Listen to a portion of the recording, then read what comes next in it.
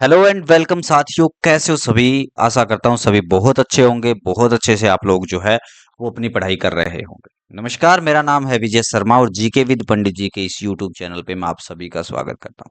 बहुत प्यार मिल रहा है भाई साहब तुम लोगों का करंट अफेयर्स को लेके। अच्छी रीच जा रही है चैनल की। बस एक थोड़ी सी कमी है कि वीडियो जब आप लोग स्टार्ट कर लेते हो, देखना स्टार्ट करते हो, तो उसको थोड़ा देख लिया करो यार। और हाँ, एक लाइक और कमेंट कर दिया करो, चाहे अच्छा करो चाहे बुरा करो, जैसा तुम्हें लगता है उस हिसाब से करो। मैं ये नहीं बोलता कि एक प्यारा सा कमेंट करो ना भाई। अगर तुम्हें लगता है कि ना मास्टर बुरा है तेरा वीडियो, तो भैया बुरा कमेंट करो। अगर लगता है गुरुजी बढ़िया पढ़ा रहे हो, बढ़िया जा रहे हो, तो एक अच्छा कमेंट कर दिया करो। लाइक करना ना भूला करो भैया। लाइक चाहे करो चाहे डिसलाइक करो, वो तुम्हारी इच्छा है, पर ऐसा कुछ करा करो। चलिए, तो आज के सेशन में हम लोग जो है वो महत्वपूर्ण करंट अफेयर 26 सितंबर 2025 के पढ़ेंगे। हर कम्पिटिटिव एग्जाम में पूछे जाते हैं, चाहे रेलवे हो, बैंकिंग हो, एसएससी हो, या कोई भी एग्जाम तुम लोग दे रहे हो जहां से करंट अफेयर का पोर्शन आता है, चाहे दिल्ली पुलिस में की आप लोग तैयारी कर रहे हो, हर एग्जाम में ये पूछा जाता है। तो चलिए, पहला क्वेश्चन जो है वो देख लेते हैं बिना किसी देरी के, बिना किसी उस चीज के।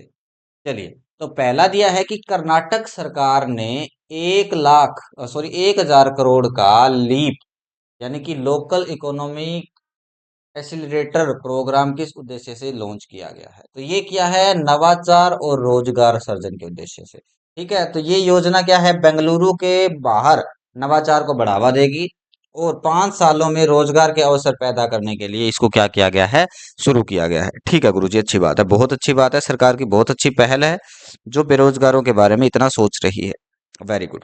नेक्स्ट क्वेश्चन दिया है कि चीन का नया के वीजा किस प्रोफेशन के लिए लॉन्च किया गया है। एक H1B वीजा आया है जिसकी फीस बढ़ गई, बड़ी चर्चा हुई है। अब बात करते हैं हम लोग कि ये जो वीजा है जिसका नाम है के वीजा, ये किस चीज के लिए यूज किया गया है। तो ये जो है वो STEM स्नातक और शोधकर्ताओं के लिए इसे लॉन्च किया जा रहा है। चलिए, इसके बारे में थोड़ा सा डीपली हम लोग पढ़ लेते हैं एक आधी लाइन में कि यह वीजा 1 अक्टूबर 2025 से लागू होगा भाई, और स्टीम ग्रेजुएशन को बिना किसी चीनी नियोक्ता के निमंत्रण में कई बार प्रवेश देने की सुविधा देगी। नेक्स्ट है कि कोचिन शिपयार्ड लिमिटेड और HD कोरिया ने किस क्षेत्र में सहयोग हेतु MOU साइन किया है। तो इन्होंने किया है शिपयार्ड, जहां पे नाम आ गया समझ लेना शिप बिल्डिंग की बात हो रही है भैया। तो CSL Cochin shipyard limited Kochi में 3,700 करोड़ का ब्लॉक फैब्रिकेशन फैसिलिटी बनाएगा और तमिलनाडु में 15,000 करोड़ का ये क्या करेगा, नया शिपयार्ड स्थापित करेगा। ठीक है गुरुजी, आगे बढ़े। नेक्स्ट क्वेश्चन क्या दिया गया है कि Mazagon dock shipbuilders limited MDL ने तमिलनाडु सरकार के साथ किस क्षेत्र के लिए MOU साइन किया है। तो ये जो शिप बिल्डर्स है ये क्या करेंगे भैया, जहाज का निर्माण करेंगे। क्या करेंगे, बी ऑप्शन यहाँ पे तुम्हारा क्या हो जाएगा, राइट हो जाएगा। ये क्या करेंगे, जहाज का निर्माण करेंगे। तो ये जो परियोजना है ये क्या करेगी, मैरीटाइम अमृत काल विजन 2047 का हिस्सा है, जिसमें क्या है, जिसमें भारत की नौसैनिक और वाणिज्यिक क्षमताओं को क्या करेगा, बढ़ावा मिलेगा। नेक्स्ट क्वेश्चन क्या दिया है कि जियो पेमेंट बैंक ने सेविंग प्रो सेवा किस लाभ के लिए स्टार्ट की है। जियो ने एक पेमेंट सिस्टम स्टार्ट किया है और उसका नाम है भैया सेविंग प्रो। ये क्या करेगा, तो ये सेवा जो है ये 5,000 से ऊपर अतिरिक्त राशि को स्वतः ही क्या करेगा भैया, ओवरनाइट म्यूचुअल फंड में निवेश करती है और 6.5% तक का रिटर्न देती है। अगर क्या है, जियो पेमेंट बैंक के अंदर तुम लोग क्या करते हो, तुमने पैसा डाल दिया और तुम्हारा पैसा जो है वो 5,000 से ज्यादा है, और अगर पूरी रात पड़ा रह गया तो वो उसको ऑटोमेटिकली म्यूचुअल फंड में डाल देगा और वो क्या करेगा, 6.5% तक तुम्हें ब्याज देना भी स्टार्ट कर देगा। बैंक क्या है, अगर अदर बैंक में तुम्हारा अकाउंट है तो वहां पे तुम्हें बहुत कम ब्याज मिलता है भैया, लेकिन अगर यहाँ इस बैंक में तुम्हारा अकाउंट पड़ा है तो वहां पे तुम्हें क्या मिलेगा, 6.5% तक का ब्याज मिलेगा। और इसमें क्या होगा, जो बचत है तुम्हारी उसके ऊपर तुम्हें क्या मिलेगा, ज्यादा रिटर्न मिलेगा। ठीक है, यानी कि सिंपल बैंक में अगर कहीं तुम्हारा अकाउंट है तो उसके ऊपर तुम्हें जितना रिटर्न मिल रहा है, इसकी बजाय यहाँ पे अगर तुम अपना अकाउंट खोलते हो जियो पेमेंट बैंक में, सेविंग प्रो सेवा लेते हो, तो इसमें तुम्हें क्या मिलेगा, 6.5% तक का रिटर्न मिलेगा। इस इसके ऊपर मैं जो है एक वीडियो बना रहा हूँ, सर्च कर लेता हूँ इसके बारे में क्या क्या जानकारियां हैं।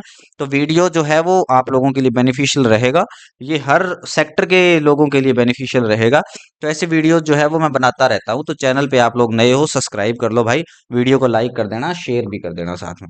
चलिए नेक्स्ट क्वेश्चन दिया है कि नवीडिया ने ओपन एआई में कितनी राशि का निवेश करने का घोषित किया। बहुत बड़ी ये कंपनी है नवीडिया जो है, इसने ओपन एआई में कितनी राशि का निवेश करने की घोषणा की है। चैट जीपीटी के बारे में बात हो रही है यहाँ पे।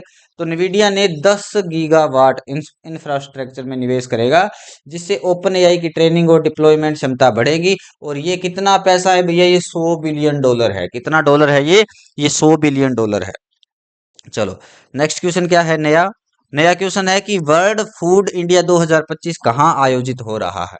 तो ये कहाँ आयोजित हो रहा है भैया, नई दिल्ली में। ठीक है, मोस्टली जो है ऐसी चीजें होती है वो दिल्ली के अंदर ही होती है। तो अगर याद ना हो, कभी गलती से तुक्का मारना हो तो दिल्ली का तुक्का मारना। ठीक है, दिल्ली का तुक्का लगभग 70-80% से ही चला जाता है। चलो नेक्स्ट आगे बढ़ते हैं। नेक्स्ट क्वेश्चन क्या है, नेक्स्ट क्वेश्चन है कि सॉरी, इसी की व्याख्या है कि 25 से 28 सितंबर तक ये मंडपम में आयोजित होगा। और इसके पार्टनर देश कौन है भैया, न्यूजीलैंड और सऊदी अरब है। कब ये हो रहा है, ये 25 से 28 सितंबर। चलिए नेक्स्ट क्वेश्चन है कि आरबीआई ने हाल ही में किस कंपनी का लाइसेंस डिजिटल लैंडिंग गाइडलाइंस के उल्लंघन पर रद्द कर दिया। कौन सी कंपनी, तो ये है टाटा फाइनेंस। टाटा फाइनेंस का लाइसेंस जो है वो रद्द हो चुका है। और ये किसने किया है, आरबीआई ने। क्यों किया है, कारण क्या है, चलो कारण पे चलते हैं। तो कारण कुछ इस प्रकार से है कि इसमें ग्राहक सोर्सिंग, केवाईसी और रिकवरी जैसी मुख्य गतिविधियां आउटसोर्स की थी, जो आरबीआई के नियमों का उल्लंघन कर रही है। आउटसोर्स के पास क्या है, कोई गारंटी नहीं है। ठीक है, ना तो उनको कोई नौकरी का खतरा होता है, ना किसी और चीज का खतरा होता है। तो वो तुम्हारा डाटा लीक कर सकते हैं, तुम्हारे साथ फ्रॉड कर सकते हैं। इसलिए क्या है, आरबीआई के नियमों का जो है वो उल्लंघन हो रहा था। और उन्होंने डाटा फाइनेंस जो है उसकी उसका जो लाइसेंस है उस पर क्या कर दिए, कार्रवाई कर दी और उसको रद्द कर दिया। चलो नेक्स्ट क्वेश्चन आगे बढ़ते हैं। नेक्स्ट क्वेश्चन क्या दे रखा है कि 28वें राष्ट्रीय ई गवर्नेंस सम्मेलन का विषय या थीम क्या थी। ठीक है, तो इसकी थी Viksit Bharat, civil service and digital transformation. क्या है इसकी, विकसित भारत, डिजिटल ट्रांसफॉर्मेशन। चलिए आगे बढ़ते हैं। क्या है इसकी थोड़ी सी व्याख्या पढ़ लेते हैं। तो यह सम्मेलन कहाँ पे हुआ है, ये सम्मेलन जो है विकसित भारत वाला, ये विशाखापट्टनम में हुआ है। और इसमें एआई के बारे में, एमएल के बारे में और साइबर सुरक्षा के बारे में जानकारी दी गई। और इसी विषय के ऊपर क्या है, जोर दिया गया है। नेक्स्ट है कि प्रसिद्ध क्रिकेट अंपायर जिसका नाम है डिकी बर्ड। क्या नाम है भैया, डिकी बर्ड। इसका निधन कितनी उम्र में हुआ है। तो ये 92 साल के थे डिकी बर्ड, और 92 साल में इनका निधन हो गया। इनके बारे में थोड़ी सी जानकारी कुछ इस प्रकार है कि इन्होंने 66 टेस्ट मैच खेले हैं और 69 वनडे मैच खेले हैं। और सॉरी, वनडे मैच में अंपायरिंग की है। और लगातार 3 विश्व कप फाइनल यानी 1983 सहित इन्होंने क्या है, अंपायरिंग की थी। तो इनका निधन हो गया है कितने साल में, 92 साल में। और इनका नाम जो है वो है डिकी वर्ड। क्या नाम है भैया, डिकी वर्ड। अब आप लोग मुझे कमेंट करके बताओगे कि ये जो डिकी वर्ड है ये किस देश के रहने वाले हैं। रहने वाले हैं नहीं, सॉरी थे, क्योंकि अब ये इनकी आत्मा जो है वो परमात्मा में विलीन हो गई है। और इनके लिए आरआईपी, परमात्मा इनकी आत्मा को शांति दे। आशा करता हूँ वीडियो जो है वो पसंद आया है, अपने दोस्तों के साथ शेयर करना ना भूलेंगे। और ऐसे ही वीडियोस निरंतर देखने के लिए चैनल को सब्सक्राइब कर लीजिए भैया। डेली जो है वो जीके के टॉप 10 और वन लाइनर क्वेश्चन की सीरीज हम लोगों ने स्टार्ट कर रखी है, जिसे आपको देखने में मजा भी आएगा और आप लोगों का जो करंट अफेयर है वो भी स्ट्रांग हो जाएगा। Thank you so much. जय हिंद, जय भारत।